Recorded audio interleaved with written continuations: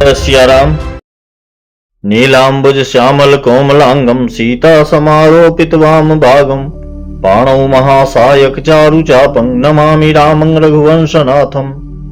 भवानी शंकरो वंदे श्रद्धा विश्वास रूपिणौ व्याभ्यां विना न पश्यन्ति सिद्धा स्वान्तस्तमीश्वरम्। मनोजवं मारुततुल्य वेगं जितेन्द्रियं बुद्धिमतां वरिष्ठं वातात्मजं वानरयूथ मुख्यं श्रीरामदूतं शरणं प्रपद्ये। बंदौ गुरुपद कंज कृपा सिंधु नर रूप हरि महामोहतम पुंज जासु वचन रविकर निकर। जय सिया राम। मानसामृत के इस अगले भाग में आपका फिर से स्वागत, फिर से जय सिया राम। पिछले पाठ में हमने अयोध्या कांड के दोहा संख्या 130 तक का पाठ किया था कि प्रभु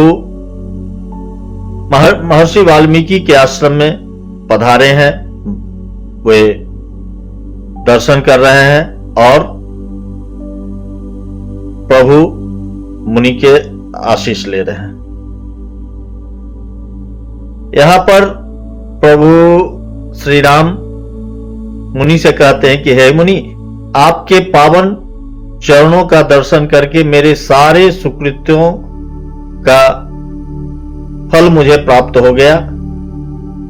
अब मुझे एक उचित स्थान बताइए जहां मैं सीता और लक्ष्मण के साथ कुछ समय तक निवास कर सकूं।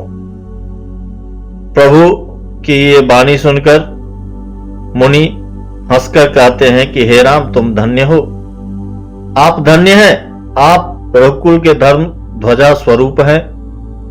आप ऐसा कहते हैं वह उचित ही है, क्योंकि आप हमेशा मर्यादा का पालन करते हैं। यद्यपि आप समस्त वेदों के कारण हैं, लेकिन वेदों की मर्यादा के रक्षक हैं, इसलिए आप ऐसा कहते हैं।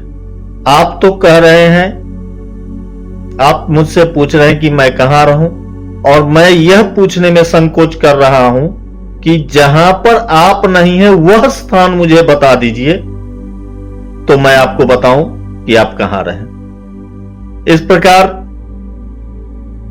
प्रभु की विनती करके, उनकी वंदना करके मुनि उनको स्थान बताते हैं कि हे प्रभु, आप के लिए मैं उचित स्थान बता रहा हूं। तो कहते हैं कि हे प्रभु सुनिए, जहां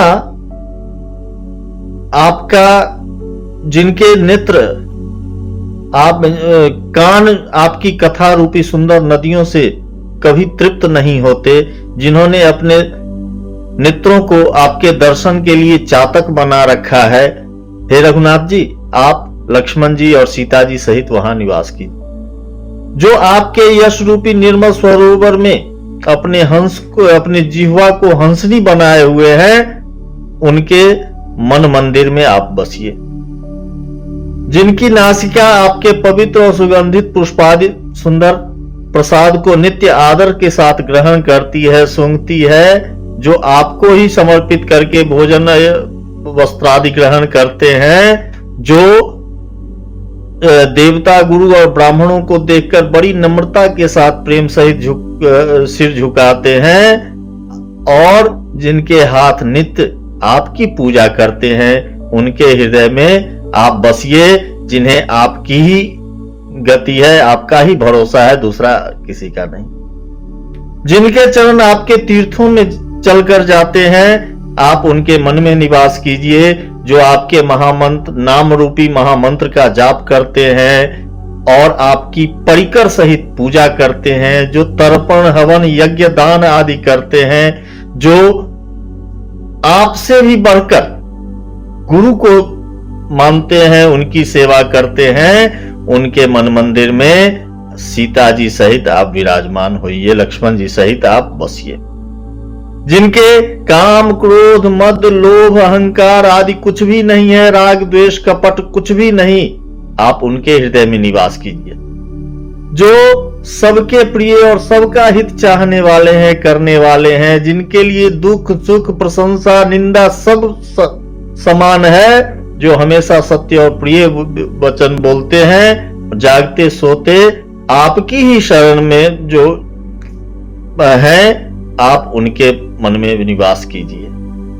जिनको आपका ही केवल आश्रय है और जो पराई स्त्री को माता के समान और पराये धन को विष के समान मानते हैं, जो दूसरे की संपत्ति देखकर यानी उनका सुख देखकर हर्षित होते हैं और विपत्ति देखकर विशेष रूप से दुखी हो जाते हैं, जिन्हें आप प्राणों के समान प्यारे हैं, उनका मन आपके रहने के लिए बहुत ही उचित स्थान है।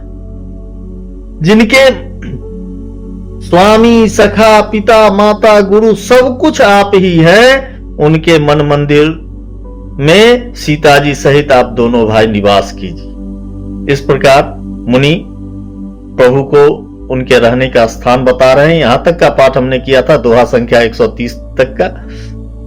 इसी दोहे से आज के पाठ को बढ़ाते हुए आगे का पाठ। जय सिया राम। स्वामी, सखा, पितु, मातु, गुरा, जिनके सब तुम तात, मन मंदिर तिनके बसहूं, सिय सहित दो भ्रात। दोहा संख्या 130। आगे। अवगुण तज सबके गुण गाही, विप्र धेनु हित संकट सही, नीति निपुण जिन कई जगली का, घर तुम्हार तिन कर मनुनी का। जो अवगुणों को छोड़कर सबके गुणों को ग्रहण करते हैं, ब्राह्मण और गौ के लिए संकट सहते हैं, नीति निपुणता में जिनकी जगत में मर्यादा है, उनका सुंदर मन आपका घर है। गुण तुम्हार समुझई निज दोषा, जहि सब भांति तुम्हार भरोसा, राम भगत प्रिय लागहि जेहि, तेहि उर बसहु सहित वैदेहि। जो गुणों को तो आपका और दोषों को अपना समझता है, जिसे सब प्रकार से आपका ही भरोसा है और राम भक्त जिसे प्यारे लगते हैं, उसके हृदय में आप सीता जी सहित निवास कीजिए। जाति पाति धनु धर्म बड़ाई, प्रिय परिवार सदन सुखदाई, सब तज तुम्हें रही उर लाई, तेहि के हृदय रहूं रघुराई। जाति पाति धन धर्म बड़ाई, प्यारा परिवार और सुख देने वाला घर, सबको छोड़कर जो केवल आपको ही हृदय में धारण किए रहता है, हे रघुनाथ जी, आप उसके हृदय में रहिए। सरग नरक अब बरग समाना, जहां तहां देख धरे धनुबाना, कर्म बचन मन राउर चेरा, राम करहु तेहि के उर डेरा। स्वर्ग, नरक और मोक्ष जिसकी दृष्टि में समान है, क्योंकि वह जहां तहां सब जगह केवल धनुष बाण धारण किए आपको ही देखता है, और जो कर्म से, वचन से और मन से आपका दास है, इस राम जी आप उसके हृदय में डेरा कीजिए। जाहि न चाहिए कबहु कछु, तुम सन सहज स्नेह, बसहु निरंतरता सुमन, सो राउर निज गेहु। जिसको कभी कुछ भी नहीं चाहिए और जिसका आपसे स्वाभाविक प्रेम है, आप उसके मन में निरंतर निवास कीजिए, वह आपका अपना घर है। ए विधि मुनि वर भवन दिखाए, बचन सप्रेम राम मन भाए, कह मुनि सुनहु भानुकुल नायक, आश्रम कहूं समय सुखदायक। इस प्रकार मुनि श्रेष्ठ वाल्मीकि जी ने श्री रामचंद्र जी को घर दिखाए। उनके प्रेम पूर्ण वचन श्री राम जी के मन को अच्छे लगे। फिर मुनि ने कहा, हे सूर्यकुल के स्वामी सुनिए, अब मैं इस समय के लिए सुखदायक आश्रम कहता हूं, निवास स्थान बतलाता हूं। चित्रकूट गिरि करहु निवासु, तह तुम्हार सब भांति सुपासु, शैल सुहावन कानन चारु, करिके हरि मृग बिहग बिहारु। आप चित्रकूट पर्वत पर निवास कीजिए, वहां आपके लिए सब प्रकार की सुविधा है। सुहावना पर्वत है और सुंदर वन है। वह हाथी, सिंह, हिरण और पक्षियों का विहार स्थल है। नदी पुनीत पुराण बखानी, अत्रि प्रिया निज तप बलयानी, सुर सरिधार नाउ मंदाकिनी, सो सब पातक पोतक डाकिनी। वहां पवित्र नदी है जिसकी पुराणों ने प्रशंसा की है और जिसको अत्रि ऋषि की पत्नी अनुसुईया जी ने अपने तपोबल से लाया है। वह गंगा जी की धारा है, उसका मंदाकिनी नाम है। वह सब पाप रूपी बालकों को खा डालने के लिए डाकिनी के समान है। डाकिनी रूप यानी डाइन के रूप है। अत्रि आदि मुनि बर बहु बसहि, करहि जोग जप तप तन कसहि, चलहु सफल श्रम सब कर करहूं, राम देहु गौरव गिरि बरहूं। अत्रि आदि बहुत से श्रेष्ठ मुनि वहां निवास करते हैं, जो योग जप और तप करते हुए शरीर को कसते हैं। हे राम जी, चलिए सबके परिश्रम को सफल कीजिए और पर्वत श्रेष्ठ चित्रकूट को भी गौरव दीजिए। चित्रकूट महिमामित कही महामुनि गाय, आय नहाए सरित बरसी सहित दो भाई। महामुनि वाल्मीकि जी ने चित्रकूट की अपरिमित महिमा बखान कर कही। तब सीता जी सहित दोनों भाइयों ने आकर श्रेष्ठ नदी मंदाकिनी में स्नान किया। रघुबर कहे लखन भल घाटू, करहु कतहु अब ठाहर ठाटू, लखन देख पय उतर करारा, चहु दिस फिरे धनुष जिमिनारा। श्री रामचंद्र जी ने कहा, लक्ष्मण बड़ा अच्छा घाट है, अब यहीं कहीं ठहरने की व्यवस्था करो। तब लक्ष्मण जी ने पयस्विनी नदी के उत्तर के ऊंचे किनारे को देखा और कहा कि इसके चारों ओर धनुष के जैसा एक नाला फिरा हुआ है। नदी पनच सर समदम दाना, सकल कलुष कली साउज जाना, चित्रकूट जनु अचल हेरी, चुकई न घात मार मुठ भेरी। नदी मंदाकिनी उस धनुष की प्रत्यंचा यानी डोरी है और सम दम दान ये वाण है। कलयुग के समस्त पाप उसके अनेकों हिंसक पशु यानी पशु रूप निशाने हैं। चित्रकूट की ही मानो अचल शिकारी है, जिसका निशाना कभी चुकता नहीं और जो सामने से मारता है। अस कही लखन ठाऊ देख रावा, थल बिलो की रघुबर सुख पावा, रमेउ राम मन देवनु जाना, चले सहित सुर थपति प्रधाना। ऐसा कहकर लक्ष्मण जी ने स्थान दिखलाया। स्थान को देखकर श्री रामचंद्र जी ने सुख पाया। जब देवताओं ने जाना कि श्री रामचंद्र जी का मन यहाँ रम गया, तब वे देवताओं के प्रधान थवई यानी मकान बनाने वाले विश्वकर्मा जी को साथ लेकर चले। कोल की रात बेश सब आए, रचे परन तृण सदन सुहाए, बरनी न जाहि मंजू दोई साला, एक ललित लघु एक विशाला। सब देवता कोल भीलों के वेश में आए और उन्होंने दिव्य पत्तों और घासों से सुंदर घर बना दिया। दो ऐसी सुंदर कुटियां बनाई जिनका वर्णन नहीं हो सकता। उनमें एक बड़ी सुंदर और छोटी सी थी और एक दूसरी बड़ी थी। एक बड़ी सुंदर छोटी सी थी और दूसरी बड़ी थी। लखन जानकी सहित प्रभु, राजत रुचि निकेत, सोह मदन मुनि बेश जनु, रति ऋतुराज समेत।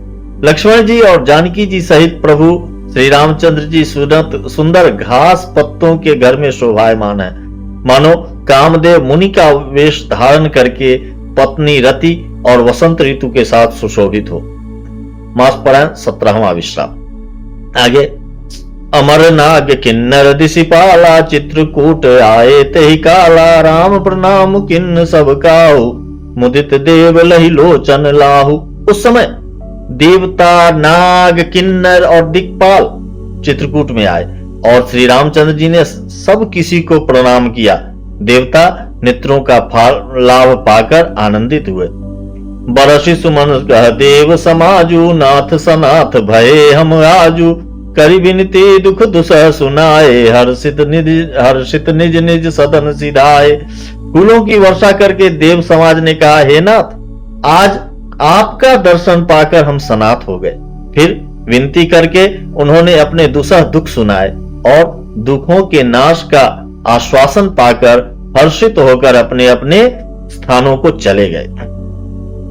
चित्रकूट रघुनंदन उचाए, समाचार सुनि सुनि मुनि आए, आवत देखी मुदित मुनि वृंदा, किन्ह दंडवत रघुकुल चंदा। श्री रघुनाथ जी चित्रकूट में आ बसे हैं। यह समाचार सुनकर बहुत से मुनि आए। रघुकुल के चंद्रमा श्री रामचंद्र जी ने मुदित हुई मुनि मंडली को आते देखकर दंडवत प्रणाम किया। मुनि रघुबर ही लाई उड़ ले ही, सुफल होन हित आशीष दे ही, सिय सौमित्री राम छवि देखहि, साधन सकल सफल करी ले कहीं। मुनिगण श्री राम जी को हृदय से लगा लेते हैं और सफल होने के लिए आशीर्वाद देते हैं। वे सीता जी, लक्ष्मण जी और श्री रामचंद्र जी की छवि देखते हैं और अपने सारे साधनों को सफल हुआ समझते हैं। जथा जोग सन्मानी प्रभु विदा किए मुनि वृंद, करहि जोग जप जाग तप निज आश्रम ही सुछंद। तब प्रभु श्री रामचंद्र जी ने यथा योग्य सम्मान करके मुनिमंडली को विदा किया। श्री रामचंद्र जी के आ जाने से वे सब अपने अपने आश्रमों में अब स्वतंत्रता के साथ योग, जप, यज्ञ और तप करने लगे। यह सुधि कोल किरातन पाई, हर से जनु नवनिधि घर आई। कंद मूल फल भरी भरी दोना, चले रंक जनु लूटन सोना। यह समाचार यानी श्री राम जी के आगमन का समाचार जब कोल भीलों ने पाया तो वे ऐसे हर्षित हुए मानो नवो निधियां उनके घर ही पर आ गई। वे दोनों में कंद मूल फल भर भर कर चले, मानो दरिद्र सोना लूटने चले हों। तिन जिन देखे दो भ्राता, अपर तिन्हि पूछहि मगु जाता। कहत सुनत रघुबीर निकाई, आई सबनि देखे रघुराई। उनमें से जो दोनों भाइयों को पहले देख चुके थे, उनसे दूसरे लोग रास्ते में जाते हुए पूछते हैं। इस प्रकार श्री रामचंद्र जी की सुंदरता कहते सुनते सबने आकर श्री राम जी के दर्शन किए। करहि जोहारु भेंट धरि आगे, प्रभु ही बिलो कहीं अति अनुरागे। चित्र लिखे जनु जहत ठाड़े, पुलक शरीर नयन जल बाढ़े। भेंट आगे रखकर वे लोग जोहार करते हैं और अत्यंत अनुराग के साथ प्रभु को देखते हैं। वे मुग्ध हुए जहां के तहां मानो चित्र लिखे से खड़े हैं। उनके शरीर पुलकित हैं और नेत्रों में प्रेमाश्रुओं के जल की बाढ़ आ रही है। राम स्नेह मगन सब जाने, कही प्रिय बचन सकल सन माने। प्रभु ही जोहारी बहोरी बहोरी, बचन विनीत कहीं कर जोड़ी। श्री राम जी ने उन सबको प्रेम में मग्न जाना और प्रिय वचन कहकर सबका सम्मान किया। वे बार बार प्रभु श्री रामचंद्र जी को जोहार करते हुए हाथ जोड़कर विनीत वचन कहते हैं। अब हम नाथ सनाथ सब भय देखी प्रभु पाए, भाग हमारे आगमनु राउर कौशल राय। हे नाथ, हे प्रभु, आपके चरणों का दर्शन पाकर अब हम सब सनाथ हो गए। हे कौशलराज, हमारे ही भाग्य से आपका यहाँ शुभागमन हुआ है। जय सिया राम। दोहा संख्या 135। फिर मिलते हैं मानसामृत के अगले भाग में अगले पाठ के साथ। तब तक के लिए जय सिया राम।